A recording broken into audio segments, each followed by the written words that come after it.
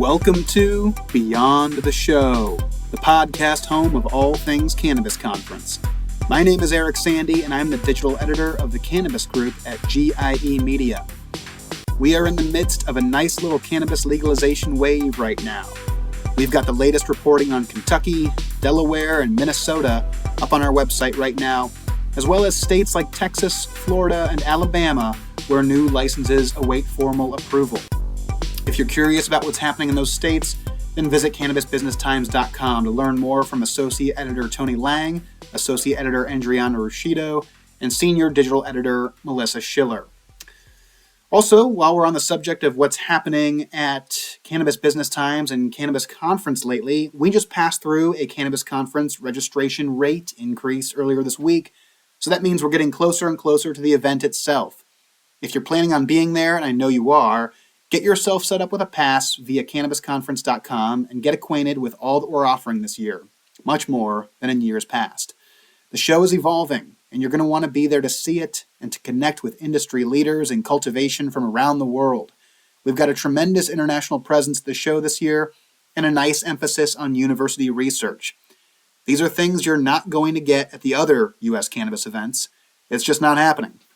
Cannabis Conference is the one you want to attend if you're a grower or if you're working with a cultivation-focused business. Go visit the website to learn more. On the podcast this week, we're still on the ground here in Missouri, where adult-use cannabis business has been absolutely booming in the first few months of the market.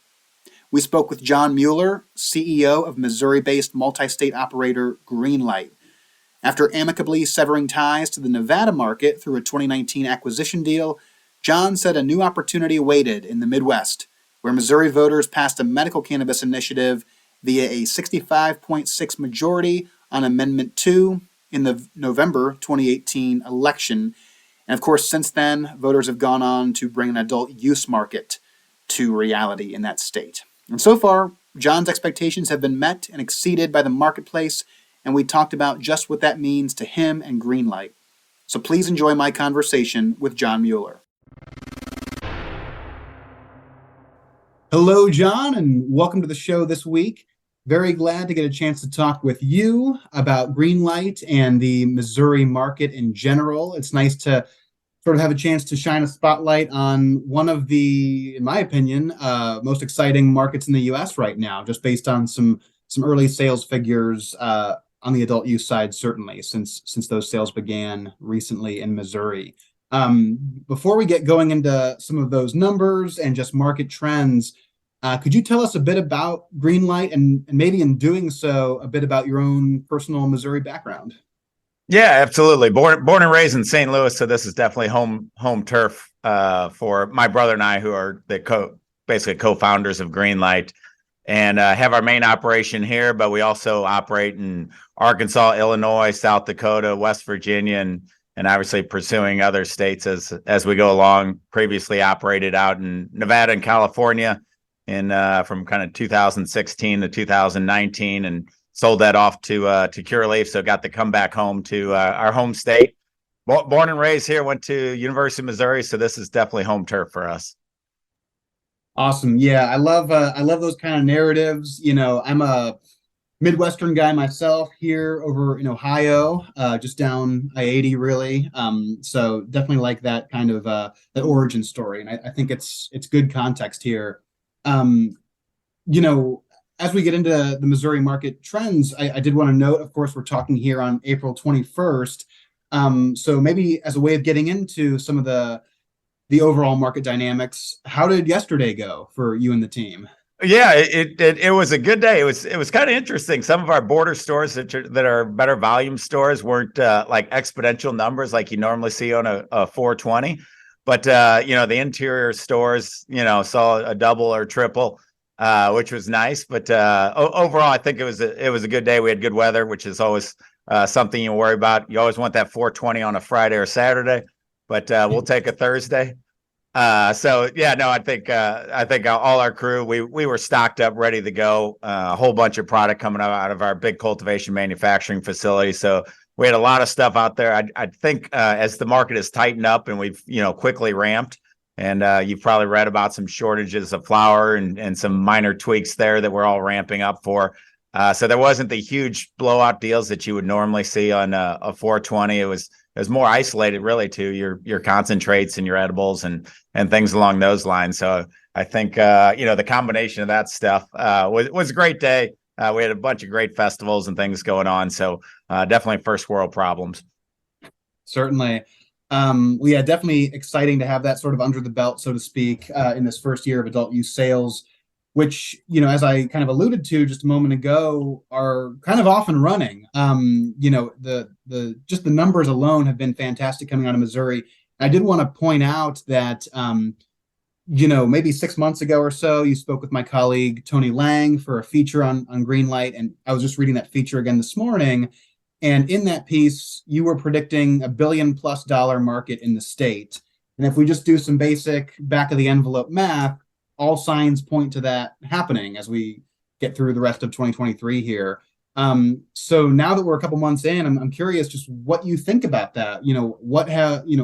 Obviously you were kind of anticipating strong sales early on, as you said, but has this exceeded your expectations, or what have some of the surprises been early on? Yeah, I think personally, I was thinking more of an $80 or $90 million number a month, and we hit 126 in March, and I think we'll be at the 110, 115 in April, just as my personal opinion. So we're tracking ahead of where we thought. We're doing a good job keeping pricing down. No major increases, so we're really cutting into that black market right now, and the product flowing out of Oklahoma is not flowing as much, and I think we're doing a good job. If we can keep the compression on the price points, we just knock out the black market and our borders. We got 7 states that border the great state of Missouri here, so our borders are they're coming to Missouri instead of leaving Missouri now, and I think you're seeing that out of the numbers in Illinois, that bridge is turned in the opposite direction today, and we're seeing Illinois residents coming over, and you won't see a Missouri buyer heading in the other direction. Right. Yeah. I mean, it's such a critical dynamic as more and more states come online. We've reported on, I guess, what we kind of call the border town effect, and I know certainly even mainstream newspapers have covered that too. And it's obviously an interesting quirk of the industry, but it does translate to real business dynamics as you're planning what you're trying to accomplish with the Missouri customer base. So of course we see these large numbers coming out of Missouri, and it's very exciting and optimistic. What does that look like day to day? Maybe we can take this on cultivation on one side, on retail on the other side. But for the cultivation team, how does one rise to that challenge of such an expanding customer base so quickly? Yeah, here in Missouri, we've got about 150,000 square feet of cultivation manufacturing, and just now we're starting construction. We've got an adjacent building that's 101,000 square feet, so we're going to start chopping that off to really ramp up our production, which is would have a footprint of 250,000 square feet in a state of 6 million people. So it's really going to be a nice footprint, but and we got 15 dispensary stores that we're feeding, and we're not keeping up with our own product as much as we should be in those individual stores. So a lot of the guys are ramping up, and we want to keep that cost structure down and keep the momentum we have, basically coming out of 60 different cultivation licenses that are really operated by, I think, 28 different groups. So we want to keep that momentum going, and everybody's trying to figure out how to get more weight, quality weight, out of each of the existing facilities as we're all ramping up. Because as I mentioned, going from 80 to 90 million, all of a sudden you're at $126 million in revenue. That was kind of not anticipated, but myself and my peers are ramping up to deal with that, which is a wonderful problem to deal with. But everybody that operates in the industry, and we all waited because we had a real short time fuse on the November ballot initiative. So they had to implement by February, first week of February there. And so, between then, obviously you can't grow anymore. You can't build anything else. And so all that stuff's going to kind of come hits, basically third and fourth quarter this year. We'll have basically supply and demand back in line, I believe. Yeah, it's, I guess sort of an ever-present challenge, especially in the early months of any real market flip.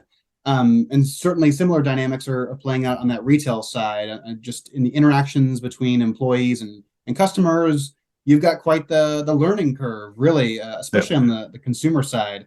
How has that been going in a general sense? How have the stores been, or how have the retail employees been rising up to that challenge? Yeah, I think we're fortunate in Nevada. I went through, from going from medical to an adult use market, and so we kind of knew what we were getting into on that front. And obviously, we staffed up. We've added, I think, 150 more employees in the state of Missouri alone.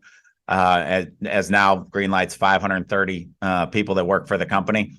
So we've added a tremendous amount of people on the floor. And then obviously you change over your tech and adding more kiosks and changing those lines to make sure you got a medical line and an adult use line. And then we did pickup windows in all of our lobbies, which, we keep them off the sales floor, get them in, get them out efficiently. And then also the state of Missouri has drive-throughs. So everywhere we, the vast majority of our stores, I think 10 out of 15 stores has drive-through capabilities. And that takes a little pressure off the inside, and adding speaker boxes. And Fridays we do a Chick-fil-A style where we're walking down the line and making sure those consumers are getting efficiently through that line. And that's usually our bottleneck on a Friday like today. Yeah, that's interesting. I know, and it's not the most common thing in the world, but I know drive-throughs are starting to proliferate a little bit. Just speaking for myself personally, it's probably something that I would take advantage of if it were available.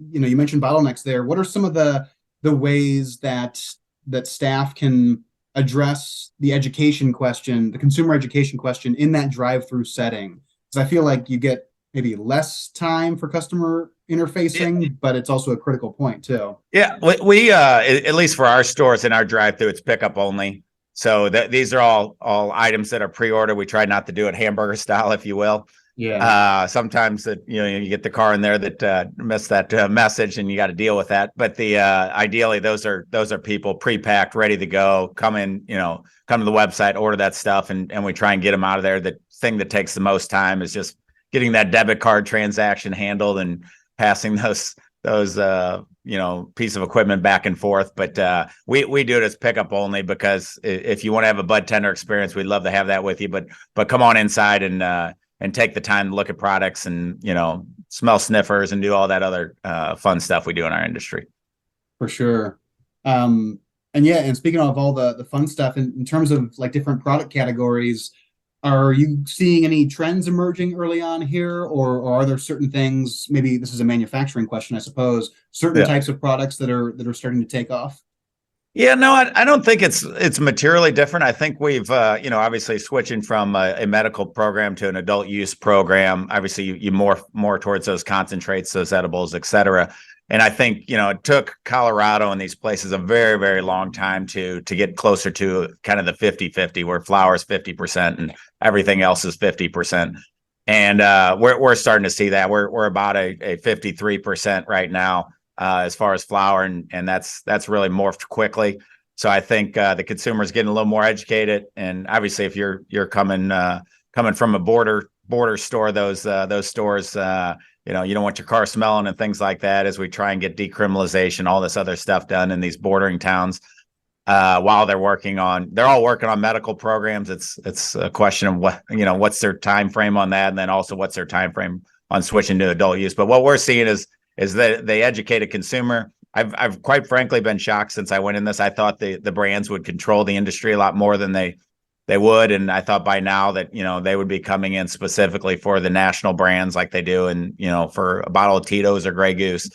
And that really hasn't happened. And as I think everybody that probably listens to your show knows, the cannabis consumer is very fickle. So they don't like to have the same stuff over and over. And so you got to constantly be innovating out of the manufacturing facility and always giving them a new edible. And whether it's, Trixie's or it's a Jolly Rancher or it's whatever, new flavors, and obviously your new strains coming out of there and fast acting things.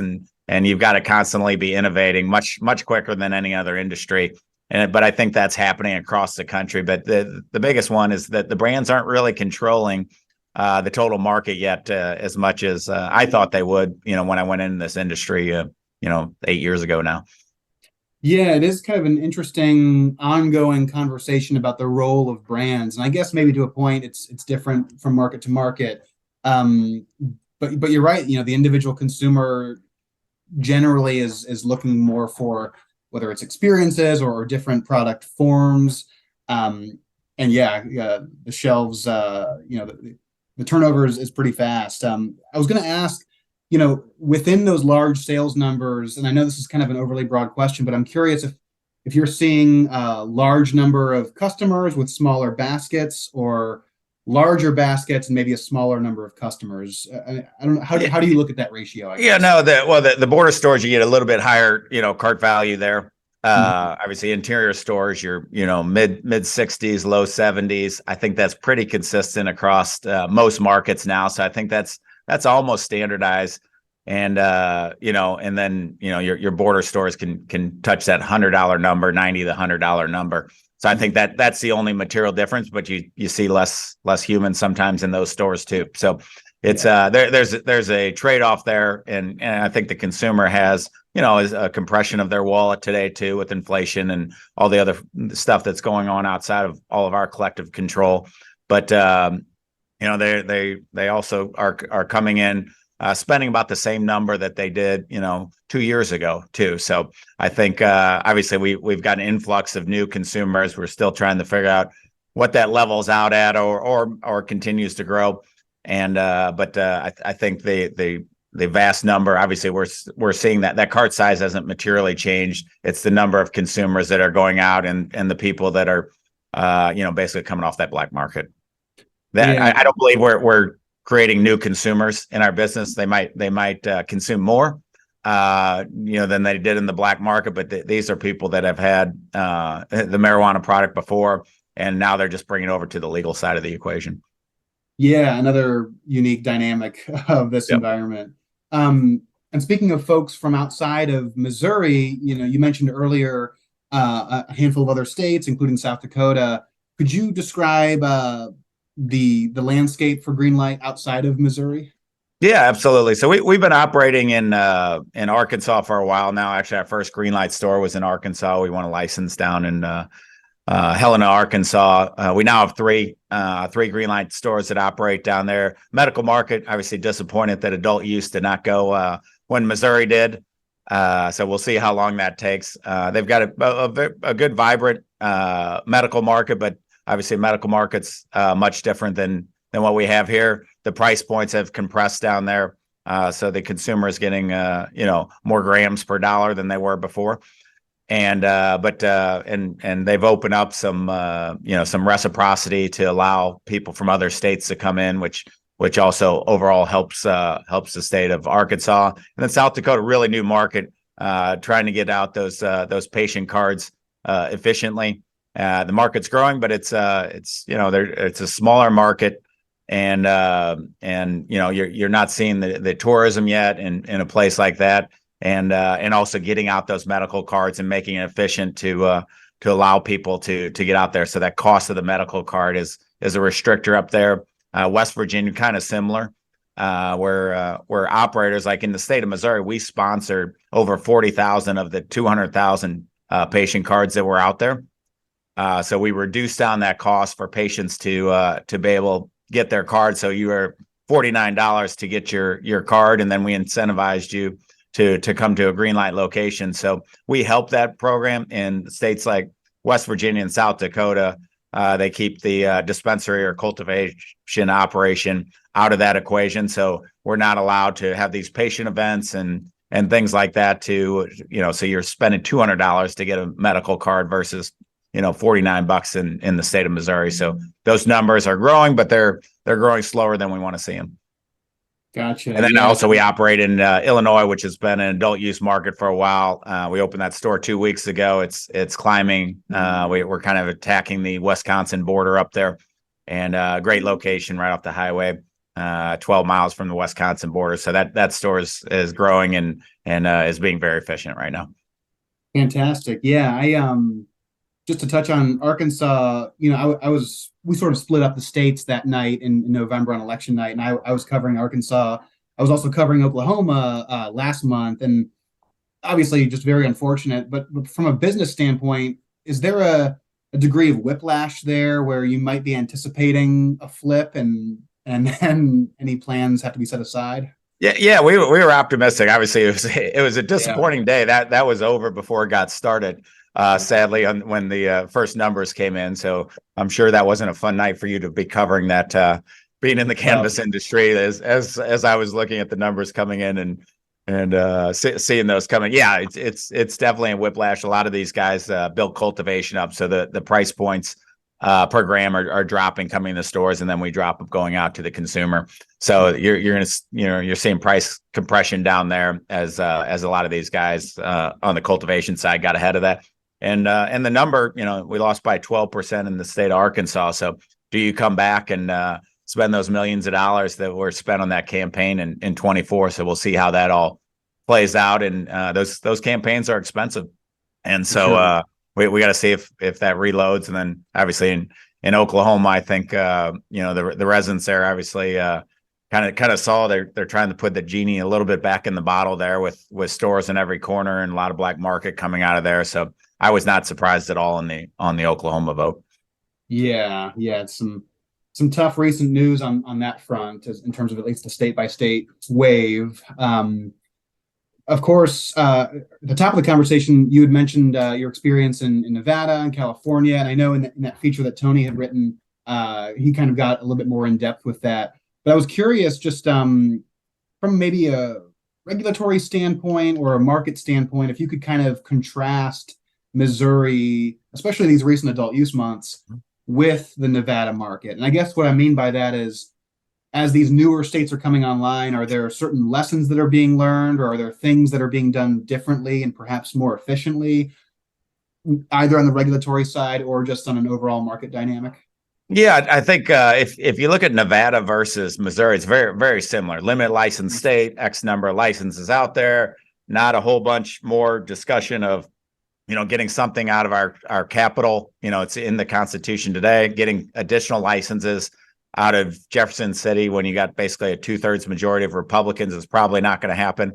So I think you're going to see a limited license in Nevada, limited license here.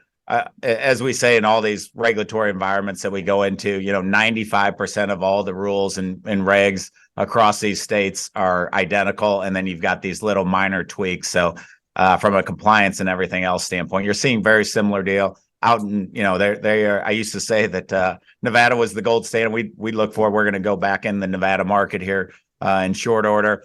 We really like that market. When we sold, we had non-compete, so we couldn't be out there. So looking forward to get back in that market, but it's a very, very similar market to here. You see the volume at the stores are very comparable, and it's a you got some unique things like Planet 13. But other than that, the average dispenser out there is very, very comparable to here as far as volumes and obviously the product SKUs. I had 300 SKUs out here. I got 300 SKUs here of almost the same products, different labels on the outside of them, but very, very similar. Department of Tax out here versus Department of Health here. But other than that, they're twin sisters in my view. And I think if there's any lessons to be learned, it's these limited license states. And that's the only thing that Greenlight focuses on is going in these markets, not like in Oklahoma where it's, $2,500 in a beating heart. You go into these where they have some kind of vetting process, like Alabama just went through, and Texas and Florida next week, those type of things where you can submit applications, limited license. You kind of know what the playing field is. It might change, but up front, at least where those are. And I think, when they're drafting the Alabama regs, they're looking at a Missouri and they're looking at an Arkansas and places like that to craft those regs. And I think at the end of the day, if they have some kind of scoring system or vetting system, it limits down that, and it's much more controllable from a regulatory standpoint. Yeah. To sort of twist it around a little bit on an operations standpoint, for medical operators, maybe on cultivation side, maybe they're vertically integrated in states like Maryland or perhaps Delaware, or if I were a betting man, Ohio, Pennsylvania, some of these states that might make the flip in the near future. Are there certain things that you've recently learned in the last 6 months, maybe that you'd like to offer as advice to teams that might be going through this flip in the near future? Yeah, most of them now when they're flipping, it's you're just selling more of the same. So ideally, there's one blue tag that goes out, and I think we all learned from Colorado having separate doors for the medical guy versus the adult use guy makes no sense. And having them come in and basically the medical card allows them to basically purchase more and has a lower tax rate. And I think that's that program has kind of been vetted out, and we went through that learning lesson in Colorado, and I think everybody realized that having two doors next to each other makes no sense from an operation standpoint. So I think as these are all going, that if you can basically focus on still keeping those limited licenses out there and not oversaturating a market where people don't invest. You can't put a $25 million cultivation facility up if there's an unlimited number of cultivators out there. So I think if you can keep that program, and with our tax rates with 280E and all that other stuff, people think that the money's just pouring out of the sky, and when you're paying basically 45-50% tax rates on your dispensary operations, it's a little different math. So in the medical market, I always say, if you're breaking even, you're doing a very good job. And then obviously adult use, you can actually have some return of capital to your investors. Mm-hmm. Yeah, that the myth of the money printing factory is awfully persistent. Of course, here we are in April 2023. I want to just get a sense of any goals that you may have as a team. This could be within Missouri or outside of Missouri, but anything you guys are hoping to accomplish in 2023, or anything that you'd like, listeners to sort of keep an eye on from Greenlight.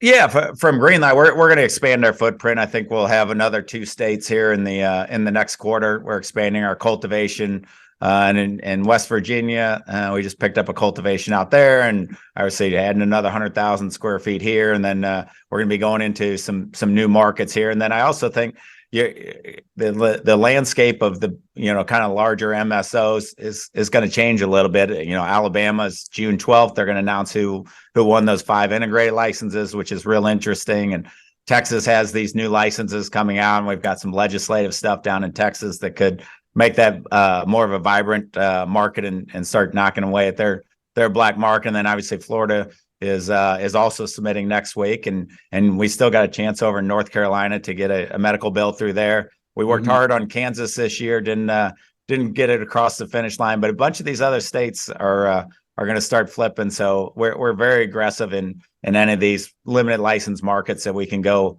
make a splash into. We like to go win licenses instead of buy them, and are very frugal with our capital resources. But I think for us, we're 530 people today. I think this time next year we'll be over 1,000, and we've got 9 dispensaries that are somewhere in the construction process before any of those new markets come on. So it's exciting times at Greenlight, where a lot of these is with the equities markets where they're unjustly depressed, and I feel like we're like 2008 in the banking industry. Like these equities are, you can buy GTI at 4 or 5 times earnings right now. It's crazy.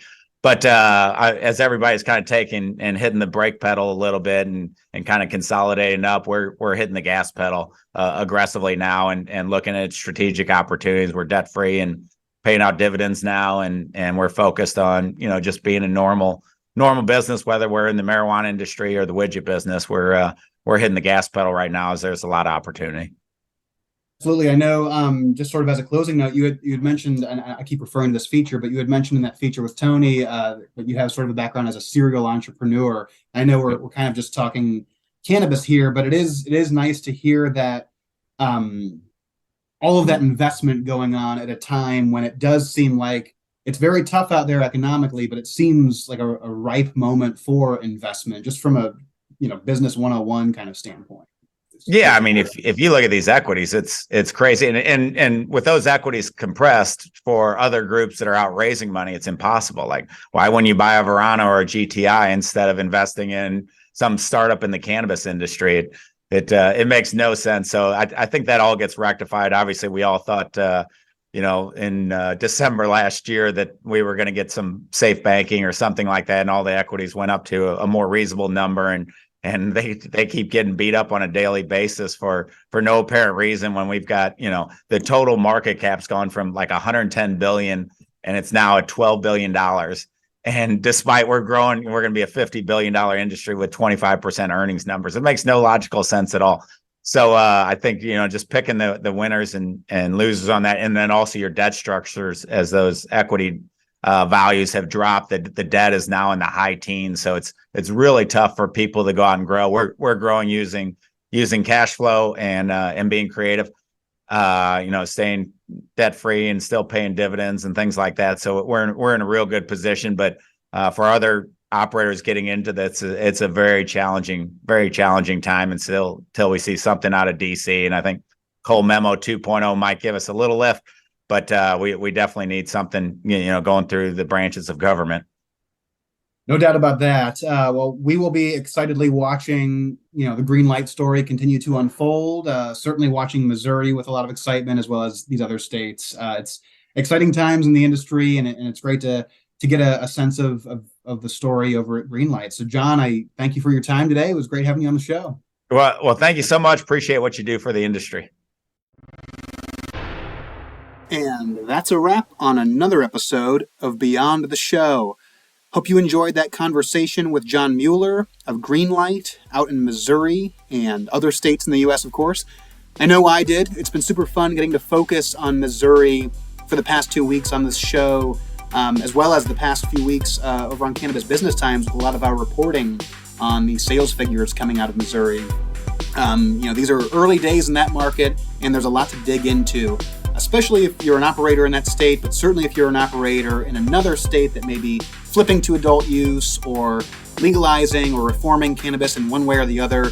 And there are quite a few of those states, like I mentioned at the top of the show. Kentucky and Delaware certainly are on our minds. And Minnesota, as of the moment that I'm recording this, Minnesota is on the cusp of legalizing cannabis, and we'll see whether that pans out. I guess you never really know in this industry. And certainly there are other states issuing more licenses. So it never really ends. And that's why we're here to talk about how operators are navigating those trends. It's the exact sort of thing that we're going to be talking about at Cannabis Conference just in, about 3.5 months here. So visit cannabisconference.com to learn more about everything we're talking about here on the podcast. Make sure you get signed up. Those rates are increasing as time goes on, as we get closer to the show. So save yourself a few bucks. It's a little tight out there. You're going to want to do that. But we know that you want to be out in Vegas. We want to see you out there, and we're very excited. So we will. We'll see you out there. Thanks.